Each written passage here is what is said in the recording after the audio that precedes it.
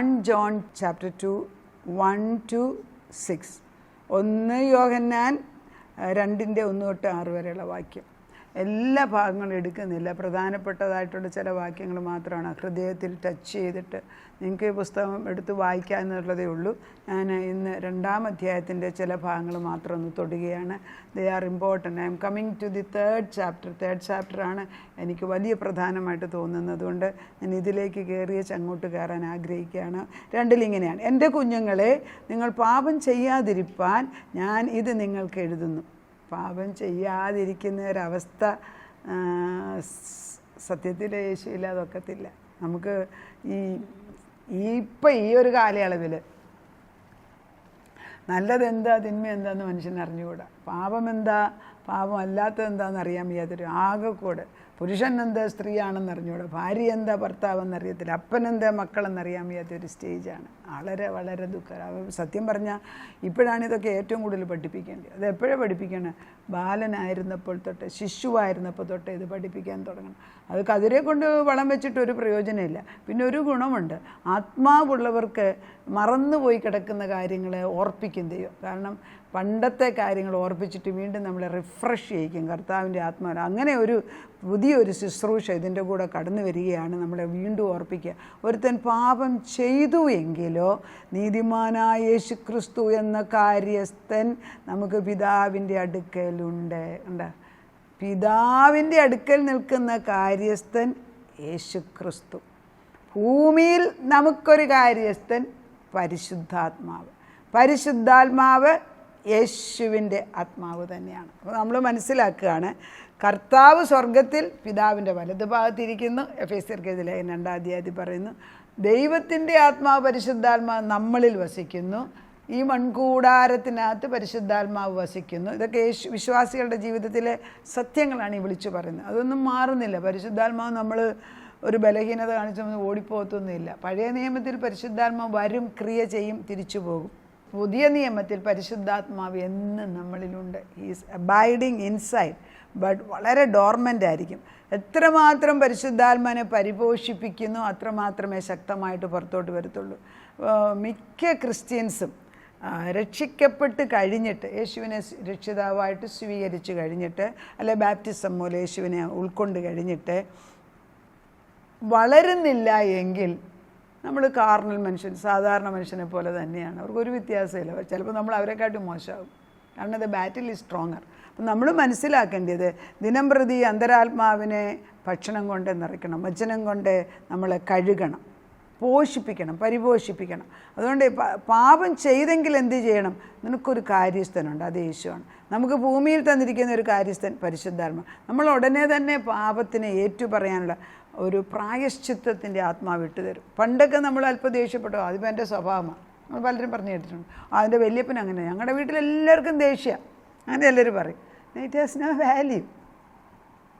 പുതിയ നിയമത്തിൽ ക്രിസ്തു വന്നു കഴിഞ്ഞാൽ ദേഷ്യ സ്വഭാവം ഉണ്ടോ? അത് അഴിഞ്ഞേക്കത്തുള്ളൂ. ദേഷ്യം, അതായത് നമുക്ക് ഈ ക്രോധം, കോപം, ദേഷ്യം, ഇതൊക്കെ കൊലയ്ക്ക് തൊട്ട് മുമ്പിലുള്ള സ്റ്റെപ്പാണ്. അതൊരിക്കലും പാടില്ല. അത് പാപമാണ്, അത് ശാപമാണ്, അത് ശരിയല്ല, ദൈവത്തിൻ്റെ അല്ല. അഴിഞ്ഞു പോകട്ടെ. അത് നീതീകരിച്ചും ജസ്റ്റിഫൈ ചെയ്യുന്ന ആളുകളുണ്ട്. എന്തോ ആത്മാവ് വളരെ ഹേമിച്ചു പറയുന്നത് ശരിയല്ല എന്ന്. അവൻ നമ്മുടെ പാപങ്ങൾക്ക് പ്രായശ്ചിത്തമാകുന്നു, നമുക്ക് വേണ്ടി മാത്രമല്ല സർവ്വലോകത്തിൻ്റെയും പാപങ്ങൾക്ക്. അപ്പം ക്രിസ്തു നമ്മുടെ പാപങ്ങൾക്ക് വേണ്ടി പ്രായശ്ചിത്തമായതിനാൽ നമ്മൾ സകല പാപങ്ങളും ഏറ്റുപറഞ്ഞിട്ട് ക്രിസ്തുവിനേക്ക് നിരപ്പാകുന്ന ഒരു പ്രോസസ്സ് എല്ലാ ദിവസവും ചെയ്യണം. അവൻ്റെ കൽപ്പനകളെ പ്രമാണിക്കുന്നുവെങ്കിൽ നാം അവനെ അറിഞ്ഞിരിക്കുന്നുവെന്നും അതിനാൽ അറിയുന്നു. അവനെ അറിഞ്ഞിരിക്കുന്നു എന്ന് പറയുകയും അവൻ്റെ കൽപ്പനകളെ പ്രമാണിക്കാതിരിക്കുകയും ചെയ്യുന്നവൻ കള്ളനാകുന്നു, സത്യം അവനില്ല. അപ്പം ദൈവത്തെ അറിയുകയും ദൈവത്തെ നമ്മൾ സ്വീകരിച്ചിട്ട് ദൈവത്തിൻ്റെ പരിശുദ്ധാത്മാവിലല്ല നടക്കുന്നത് എങ്കിൽ നമ്മൾ വെറുതെ കള്ളം പറഞ്ഞുകൊണ്ട് നടക്കണം. അവനെ അറിഞ്ഞിരിക്കുന്നെന്ന് പറയുക, അവൻ്റെ കൽപ്പനകൾ. ദൈവത്തെ അറിയുന്നവൻ ഒരിക്കലും കൽപ്പന അനുസരിക്കുന്നത് ഒരു പ്രയാസമായിട്ട് തോന്നത്തില്ല. Because the spirit that is abiding inside me is the spirit of living God. അതുകൊണ്ട് എൻ്റെ ഉള്ളിൽ വസിക്കുന്ന അന്തരാത്മ പണ്ട് ചെയ്ത പല കാര്യങ്ങൾ ഇപ്പം നമ്മൾ ചെയ്യത്തില്ല. കാരണം അന്ന് അറിവില്ലായ്മ ചെയ്തു പോയത്, ഇന്നത് പാപമാണെന്ന് നേരത്തെ മനസ്സിലാക്കും. പുറമേ നോക്കുമ്പോൾ വലിയ പാപം നമുക്ക് തോന്നത്തില്ല. പക്ഷേ ഇന്ന് ഈവൻ ചെറുതായിട്ട് മനസ്സിൽ ദേഷ്യം തോന്നിയാൽ പോലും ദൈവം രാത്രി കിടക്കുന്നതിന് മുമ്പ് നമ്മളെ കൊണ്ട് മനസ്താപം അല്ലെങ്കിൽ പാപബോധം അല്ലെ പ്രായശ്ചിത്തം വരുന്ന ദൈവത്തോട് ചോദിക്കും. ഒരാളെക്കുറിച്ച് അഴുക്ക് ചിന്തിച്ചാൽ പോലും കർത്താവ് പറയും, എൻ്റെ അരികെ വന്ന് കൊണ്ടുവന്നത് തിരിച്ച് കഴുകി ശുദ്ധീകരിച്ച് വിടും. അല്ലെങ്കിൽ എന്ത് പറ്റും, നമ്മുടെ തലയുടെ മുകളിലൊരു പാമ്പ് നിൽക്കുന്നത് നമുക്ക് കാണാം. കാരണം every negative thought is A snake. ആത്മീയ ഗോളത്തിൽ ഓരോ അഴുക്ക് ചിന്ത ഒരു പാമ്പായിട്ട് കാണണം. അപ്പോൾ ഒരു 10 അഴുക്ക് ചിന്ത വന്നാൽ 10 എണ്ണമാണ്. 100 എണ്ണം ഉണ്ടെങ്കിലും ഒരു ദിവസം എത്ര ഫ്രാക്ഷൻ ഓഫ് എ സെക്കൻഡിൽ എത്ര അഴുക്ക് ചിന്തകൾ നമ്മുടെ ഹൃദയങ്ങളിൽ, നമ്മുടെ ചിന്തകളിലെ നോട്ടത്തിലെ കടന്നു വരുന്നു. ഇതെല്ലാം അഴിഞ്ഞു പോകാൻ ദൈവം ആഗ്രഹിക്കുന്നു. അവൻ്റെ കൽപ്പനയെ പ്രമാണിക്കുന്നുവെങ്കിൽ നാം അവനെ അറിഞ്ഞിരിക്കുന്നു എന്ന് അറിയുന്നു. അവനെ അറിഞ്ഞിരിക്കുന്നു എന്ന് പറയുകയും അവൻ്റെ കൽപ്പനയെ പ്രമാണിക്കാതിരിക്കുകയും ചെയ്യുന്നതിന് കള്ളനാണ്. ഈ യേശുവിനെ അറിഞ്ഞതിൻ്റെ കൽപ്പനകൾ ചെയ്യാതിരിക്കാനൊക്കത്തില്ല. പക്ഷേ യേശുവിനെ എനിക്ക് കൊണ്ട് പക്ഷേ കൽപ്പനകൾ അനുസരിക്കുന്നത് അവൻ കള്ളൻ തന്നെയാണെന്ന് പറയുന്നത്. അങ്ങോട്ടും അങ്ങോട്ടും ഞാൻ പറയുന്നതിന് അതിന് ഇച്ചിരി പ്രാധാന്യമുണ്ട്. നമ്മൾ the man he wax the talk എന്ന് പറയും. അവൻ പറയുന്നത് പോലെ അവൻ ചെയ്യുന്നതിന്, അവൻ പറയുന്ന പോലെ ജീവിക്കുന്നു. അത് വിശ്വാസികളെക്കുറിച്ച് പലരും പറഞ്ഞ് ഞാൻ കേട്ടിട്ടുണ്ട്. That's A good example. എന്നാൽ ആരെങ്കിലും അവൻ്റെ വചനം പ്രമാണിക്കുന്നെങ്കിൽ അവനിൽ ദൈവസ്നേഹം വാസ്തവമായി തികഞ്ഞു. ആരെങ്കിലും ദൈവത്തിൻ്റെ വചനം പ്രമാണിക്കുന്നുണ്ടെങ്കിൽ അവനിൽ ദൈവസ്നേഹമുള്ളത് കൊണ്ടാണ്. ഈ ദൈവസ്നേഹമില്ലാതെ ദൈവത്തിൻ്റെ പ്രമാണങ്ങളോ ദൈവത്തിൻ്റെ നിയമങ്ങളോ ദൈവത്തിൻ്റെ സ്റ്റാറ്റ്യൂട്ട്സോ അല്ലെങ്കിൽ ദൈവത്തിൻ്റെ 10 കൽപ്പനകളോ അനുസരിക്കാനൊക്കത്തില്ല. എന്തുകൊണ്ടാണ് ദൈവം പറഞ്ഞു ഒരു കൽപ്പന, 10 കൽപ്പനയിൽ ഒരു കൽപ്പന തെറ്റിയാൽ എല്ലാം തെറ്റുമെന്ന് പറഞ്ഞതിൻ്റെ റീസൺ, 1-ാം കൽപ്പന എടുക്കാം. നിൻ്റെ ദൈവമായ യഹോവയെ പൂർണ്ണ ഹൃദയത്തോടും പൂർണ്ണ ശക്തിയോടും പൂർണ്ണ ആത്മാവിനോടും കൂടെ നീ ദൈവത്തെ സ്നേഹിക്കണം. പൂർണ്ണത നിറഞ്ഞ ദൈവത്തിൻ്റെ മുൻപിലാണ് നമ്മൾ നിൽക്കുന്നത് എങ്കിൽ ഈ പൂർണ്ണതയുള്ള ഒരു വ്യക്തിക്ക് എങ്ങനെ തിന്മയ്ക്ക് ചെയ്യാനൊക്കെ ഒക്കത്തില്ല. അപ്പോൾ പലപ്പോഴും പൂർണ്ണത ചോർന്നു പോകുന്നു. കാരണം ഇന്ന് കൊടുക്കേണ്ട ഭക്ഷണം കൊടുത്തില്ല, ഇന്ന് നമുക്ക് വേണ്ടതായ വചനം കേട്ടില്ല. അതിനാൽ നമ്മൾ പൂർണ്ണത, അപ്പം തെറ്റ് വരാൻ, അതായത് വേലി പൊളിയാൻ എത്ര നിമിഷം വേണം.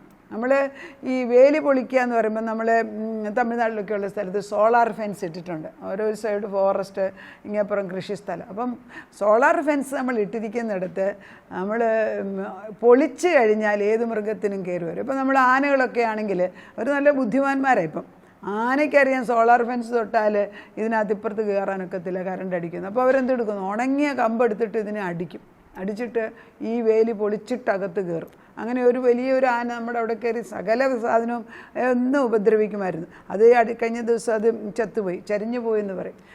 എവിടെയെങ്കിലും ഒരു തുറപ്പുണ്ടെങ്കിൽ കുറുനരികൾ കയറുമെന്ന് വേദപുസ്തകത്തിലെ ഉത്തമഗീതത്തിൽ എഴുതിയിട്ടുണ്ട്. എവിടെ കൂടെ ഈ കുറുനരികൾ കയറുന്നതെന്ന് അറിയത്തില്ല, ചില ചെറിയ പാപങ്ങളിൽ കൂടെ. അത് സാരമില്ല എന്ന് ചിന്തിക്കുക. എന്തിന് ചെറുതോ വലുതോ ഒരുപോലെ യേശുവിനോട് ക്ഷമ ചോദിക്കുക. അതിലേറ്റവും ഉചിതമായിട്ട് എനിക്ക് തോന്നുന്നത്, നമുക്കൊരു സംശയം തോന്നാം, ഒരു പാപമാണോ ആ ചിന്ത, അല്ലെങ്കിൽ അത് ചെയ്ത് തെറ്റും. ഉടനെ യേശുവിനെ മുമ്പിൽ ചെന്ന്, കർത്താവേ എനിക്ക് ക്ഷമ തരണം, എനിക്ക് അറിഞ്ഞുകൂടാ ഇത് യഥാർത്ഥത്തിൽ പാപമാണോ എന്ന് പോലും, പക്ഷെ എന്നെ ഇത് മനസ്സ് വ്യസനിപ്പിക്കുന്നുണ്ട്, അല്ലെ എനിക്ക് സ്വസ്ഥത നഷ്ടപ്പെട്ടിരിക്കുന്നു. അതിനാൽ ഞാൻ വീണ്ടും കടന്നു വന്നിട്ട് ക്രിസ്തുവിൻ്റെ രക്തത്താൽ കഴുകി എന്നെ വീണ്ടും ശുദ്ധീകരിക്കും. അങ്ങനെ ഒന്ന് പറഞ്ഞു നോക്കിക്കേ. കുളിച്ചോ കുഞ്ഞാട്ടിൻ രക്തത്താൽ, അങ്ങനെ ഒരു പാട്ടുണ്ട്. കുളിച്ചോ കുഞ്ഞാട്ടിൻ രക്തത്താൽ, ശുദ്ധി നൽകുന്നതായ ക്രിസ്തുവിൻ്റെ രക്തത്താൽ നീ കഴുകിയോ എന്നാണ് ചോദിക്കുന്നതിൻ്റെ അർത്ഥം. അപ്പം എന്നും കഴുകേണ്ടതായിട്ടുള്ള ഒരു സോപ്പ് ക്രിസ്തുവിൻ്റെ രക്തം തന്നെയല്ലേ എന്നും ഉപയോഗിക്കേണ്ടത്. അത് ഇന്നലെ ഉപയോഗിച്ചതുകൊണ്ട് ഇന്ന് ശരിയാണെന്നില്ല, എല്ലാ ദിവസവും ഉപയോഗിക്കണം. ദൈവത്തിനെ സ്നേഹിക്കുന്നവർക്ക് അവൻ്റെ കൽപ്പന അനുസരിക്കുന്നത് പ്രയാസം അല്ല. തികഞ്ഞ സ്നേഹം നമ്മുടെ ഭയത്തെ അടിച്ച് പുറത്താക്കുന്നു. അപ്പോൾ തികഞ്ഞ സ്നേഹം ഇല്ലാത്തത് കൊണ്ടാണ്. അപ്പം നമ്മൾ എങ്ങനെയാണിത് പ്രാപിക്കേണ്ടതെന്ന് വെച്ചാൽ ദിനം പ്രതി യേശുവിനോട് പറയണം. ഞാനൊക്കെ it's not easy for me also. ഞാൻ എപ്പോഴും രാവിലെ എഴുന്നേൽക്കുമ്പോൾ നിൻ്റെ സ്നേഹം എനിക്കില്ല, എന്നൊരു പല പ്രാവശ്യം പറഞ്ഞു കഴിയുമ്പം നമുക്കറിയാം പാത്രത്തിനകത്ത് ദൈവസ്നേഹം നിറയുന്നത്. അതൊരു പുറത്തോട്ട് ഇറങ്ങുന്നതിന് മുമ്പേയും ചോദിക്കും, പറഞ്ഞു വെറുതെ തന്നെ പോയിട്ട് കാര്യമില്ല, വെറുതെ സമയം കളയാം. അതെന്തൊരു ഹെൽപ്ഫുള്ളാണ്. കർത്താവിനെ നമ്മൾ ധരിച്ചുകൊണ്ട്, അല്ലെങ്കിൽ അത് പറയുന്നല്ലേ അപ്പോസ്തല പ്രവൃത്തി പറയുന്നത്, in him we live and move and have our being. അവനിൽ ഞാൻ ജീവിക്കുകയും ചരിക്കുകയും ഇരിക്കുകയും ചെയ്യുന്നു. അവനിൽ അവനിൽ, അതാണ് യേശുവിൽ. ഇപ്പം നമ്മൾ അപ്പം നിങ്ങൾ വിചാരിക്കും എപ്പോഴും യേശു എന്ന്. എൻ്റെ കൊച്ചുമോൻ ചോദിക്കും, മമ്മിക്ക് എപ്പിച്ചിക്ക് യേശു മാത്രമേ ഉള്ളൂ. കർത്താവ് സത്യം പറഞ്ഞാൽ യേശു ഇല്ലാത്ത ഒരു സ്റ്റേജ് ഒന്ന് ചിന്തിച്ച് നോക്കി. യേശു ഇല്ലാത്ത സ്റ്റേജ്. യേശു നമ്മുടെ ഉള്ളിലില്ലെങ്കിൽ അനേക വിഗ്രഹങ്ങൾ കയറിയിരിക്കും അവിടെ. Because there is no vacuum. ഈ ഗ്ലാസ്സിനകത്ത് വെള്ളമുള്ളിടത്തോളം അവിടെ പ്രശ്നമില്ല. വെള്ളം ഒഴിയുന്നെങ്കിൽ അവിടെ വായു കയറിക്കഴിഞ്ഞു ഇല്ലേ? അതുപോലെയാണ് നമ്മുടെ ഹൃദയം. നമ്മുടെ ഹൃദയത്തിനകത്ത് പരിശുദ്ധനായ ദൈവം അല്ല, അല്ലെ പരിശുദ്ധാത്മാവ് അല്ല എങ്കിൽ വേറെ ആത്മാവ് കയറി ഇരുന്ന് കളഞ്ഞു. ആത്മാവിന് ശരീരമില്ല എന്ന് ഓർക്കണം. ആത്മാവ് എപ്പോഴും എന്തെങ്കിലും ഒരു സ്ഥലം നോക്കിയിരിക്കുകയാണ്. അതുകൊണ്ടാണ് നനഞ്ഞ സ്ഥലത്തേക്ക് അത് ഓടി നടന്നിട്ട് കാണാഞ്ഞിട്ട് തിരിച്ചു വന്ന് ഇറക്കി വിട്ടെടുത്ത് കയറിയിരിക്കുമെന്ന്. അപ്പോൾ നമ്മൾ ശ്രദ്ധിക്കേണ്ട കാര്യം ദൈവത്തോട് കൂടെ ഇരിക്കുക, ദൈവത്തിൻ്റെ പരിശുദ്ധാത്മാ നിറയ്ക്കുക, അവനെ വചനം കൊണ്ട് നിറയ്ക്കുക. വചനം അറിയാമോ ഇല്ല, എനിക്ക് പൊരുൾ തിരിച്ചു തരാതെ അറിയാമെന്ന് ചിലർ ചോദിക്കും. പക്ഷെ ഞാൻ പലരോടും പറയും, എന്തിനാ ഒത്തിരി അറിയേണ്ട ആവശ്യമില്ല. സങ്കീർത്തനങ്ങളെടുത്ത് ഒരു അധ്യായം 7 വട്ടം വായിക്കുക. കർത്താവിനോട് നിങ്ങൾ നേരിട്ട് സംസാരിക്കുക. ഒത്തിരി വായിക്കുന്നതിൽ കാര്യമില്ല. ഒത്തിരി വായിക്കുന്ന പലരെ എനിക്കറിയാം. ഗലാത്യർ മുഴുവനും കാണാൻ പഠിച്ച ഒരു കുട്ടിയെക്കുറിച്ച് ഞാൻ ഓർക്കുന്നുണ്ട്. അവന് അമേരിക്കയിലുണ്ട് ഒരു കൊച്ചൻ. അവൻ എന്നും സ്കൂളിൽ നിന്ന് പോയി പെൻസിൽ കട്ടെടുത്തുകൊണ്ട് വരും. നേരത്തെയുള്ളൊരു കാര്യമാണ്. അവന് ചോദിച്ചാൽ വചനം മുഴുവൻ കാണാൻ അറിയാം. വചനം മുഴുവൻ കാണാതെ അറിഞ്ഞതുകൊണ്ട് കട്ടെടുക്കത്തില്ല എന്നുള്ളതല്ല. വചനം അറിയുന്നത് ആത്മാവിലാണോ? Is the origin correct. പിന്നെ അങ്ങനെയുള്ള വചനവും അറിയാവുന്നവരെ നമുക്ക് ഈസി ആയിട്ട് കറക്റ്റ് ചെയ്യാം. അത് വേറൊരു കാര്യം. പക്ഷെ ആത്മാവ് ഉണരട്ടെ, പരിശുദ്ധാത്മാവ് ഉണരട്ടെ. നമുക്ക് പ്രാർത്ഥിക്കാം. നാഥ, ഞങ്ങൾ ക്രിസ്തുവിനെ അറിയുകയും പരിശുദ്ധാത്മാവ് ഉണ്ടാകുന്നൊക്കെ പറഞ്ഞു വെച്ച് തിന്മ ചെയ്യുന്നു, നിൻ്റെ കൽപ്പനകൾ അനുസരിക്കുന്നില്ല എങ്കിൽ ഞങ്ങളിൽ ബലഹീനമാണ്. ഞങ്ങൾ പാപം ചെയ്തുകൊണ്ടേയിരിക്കുക. അതുകൊണ്ട് അത് ജസ്റ്റിഫൈ ചെയ്യാതെ, അത് സാരമില്ല എന്ന് വിചാരിക്കാതെ അത് അഴിച്ചു കളയാനായിട്ട് ഈ അഴുക്ക് സ്വഭാവം, നിനക്ക് ചേരാത്തതായ ചിന്തകൾ ഭർത്താവിൻ്റെ ചൂട് രക്തമൊഴിച്ച് കഴുകി ശുദ്ധീകരിച്ച് വെട്ടിപ്പാക്കണം. കർത്താവെ, ആ അതിവിശുദ്ധ സ്ഥലം എപ്പോഴും വിശുദ്ധമായിട്ട് സൂക്ഷിക്കുന്നത് പോലെ സ്വർഗമണ്ഡലം ദൈവദൂതന്മാർ, സാറാഫുകൾ, കേറൂബുകൾ സദാസമയം പരിശുദ്ധൻ പരിശുദ്ധൻ പരിശുദ്ധൻ എന്ന് പറഞ്ഞൊരു വേലി കെട്ടിക്കൊണ്ട് വട്ടത്തിൽ ഇങ്ങനെ ഒരു വേലി കെട്ടിക്കൊണ്ടേ ഇരിക്കുന്നത് പോലെ കർത്താവെ, നീ ഞങ്ങൾക്കും ഞങ്ങളുടെ തലമുറകൾക്കും ഞങ്ങളുടെ കുടുംബങ്ങൾക്കും ഭർത്താക്കന്മാർക്കും മക്കൾക്കും മരുമക്കൾക്കും ചുറ്റും വേലി ഇങ്ങനെ കെട്ടിക്കൊണ്ടിരിക്കണം. കർത്താവെ, വേലി പൊളിക്കരുതേ. എൻ്റെ വേലി നിൻ്റെ മഹത്വം നീ പറയുന്നുണ്ട് കർത്താവ്. സക്കറിയ 2:5 പറയുന്നത് പോലെ കർത്താവെ, നീ ഞങ്ങൾക്ക് ചുറ്റും തീമതിലായിട്ട് നിൽക്കണം. തീയുടെ മതിൽ, അത് ദൈവത്തിൻ്റെ ഒരു വലിയ ശക്തമായ പ്രവർത്തനം. അപ്പിച്ച തീമതിലായിട്ട് ഞങ്ങൾക്കും ഞങ്ങളുടെ മക്കൾക്കും ഞങ്ങളുടെ പ്രാർത്ഥനാ വിഷയങ്ങൾക്ക് ചുറ്റും നിൽക്കുക. അകത്ത് നിൻ്റെ ഗ്ലോറി, നിൻ്റെ മഹത്വം ഇറക്കി തരണം. അവിടുന്ന് അത് ചെയ്യുന്നതിനാൽ നന്ദിയോടെ സ്തോത്രം കർത്താവെ. ഞങ്ങളുടെ തലമുറകളുടെ മേൽ ജീവനദി ഒഴുകാൻ തുടങ്ങിയതിന് സ്തോത്രം. കരടുകളുണ്ടെങ്കിൽ ഈ ജീവവെള്ളം ഒഴുക്കുമ്പം കർത്താവെ അത് കലക്കി കളയണമെന്ന് പ്രാർത്ഥിക്കുന്നു. തിന്മയായത് ഞങ്ങളുടെ കുഞ്ഞുങ്ങളെയും ഞങ്ങളുടെ ഹൃദയത്തിൽ ഇരിക്കരുതേ എന്ന് ഞങ്ങൾ പ്രാർത്ഥിക്കുന്നു. അപ്പച്ച തിന്മയായത് അഴിഞ്ഞു പോയൊക്കത്തുള്ളൂ, ഇരിക്കാനൊക്കത്തില്ല. ഞങ്ങൾ ഇവിടുന്ന് വചനമരുടെ മേലേക്ക് അയക്കുക. തിന്മയായത് അഴിഞ്ഞു പോകണം. കർത്താവിൻ്റെ രക്തം രക്തം രക്തമെന്ന് പറയുമ്പോൾ പിശാചിനെ പേടിയാപ്പിച്ച. അവന് ദുഷ്ടശക്തിക്ക് യേശുവിൻ്റെ രക്തമെന്ന് പറയാൻ ഒക്കത്തില്ല. പിച്ച അവൻ പറഞ്ഞാൽ അവന് ഭയം. അതുകൊണ്ട് യേശുവിൻ്റെ രക്തത്തിന് അവൻ ഒരു ചുമന്ന സാധനമേ അവൻ പറയത്തുള്ളൂ. പക്ഷെ ഞങ്ങൾക്ക് പറയാം, യേശുവിൻ്റെ രക്തം രക്തം രക്തം കർത്താവിൻ്റെ രക്തത്താൽ ശുദ്ധീകരിക്കപ്പെട്ടിരിക്കുന്നു. ഞങ്ങളെ ശുദ്ധീകരിച്ച് വെട്ടിപ്പാക്കിയ ദിവ്യ സ്നേഹത്തിന് നന്ദിയോടെ സ്തോത്രം. അനേക മക്കൾ ഇത് സാരമില്ല, എനിക്ക് കുഴപ്പമില്ല എന്ന് വിചാരിക്കുന്നവരോട് പരിശുദ്ധാത്മാ പറയുകയാണ്, എൻ്റെ രക്തത്താലെ അല്ലാതെ കഴുകാനൊക്കത്തില്ല. നിങ്ങൾ എന്തെല്ലാം പ്രായശ്ചിത്തം ചെയ്താലും നേരിട്ട് എൻ്റെ അടുക്കൽ വന്ന് കർത്താവിൻ്റെ സന്നിധിയിൽ പരിശുദ്ധാത്മാവിൻ്റെ നിറവിൽ പാപബോധം നീതിബോധമുണ്ടായിട്ട് പാപത്തെ വെറുത്ത് ക്രിസ്തുവിൻ്റെ രക്തത്താൽ കഴുകി കർത്താവിനോട് ചേർന്ന് നിന്ന് ജീവിപ്പാനുള്ള കൃപ തരണമേ. അത് അവിടുന്ന് ചെയ്യുന്നതിനാൽ സ്തോത്രം. പ്രാർത്ഥനകളുടെ ഉത്തരം തന്ന ദൈവത്തിന് നന്ദി. യേശു ക്രിസ്തുവിൻ്റെ പൊന്നു നാമത്തിൽ തന്നെ ആമേൻ.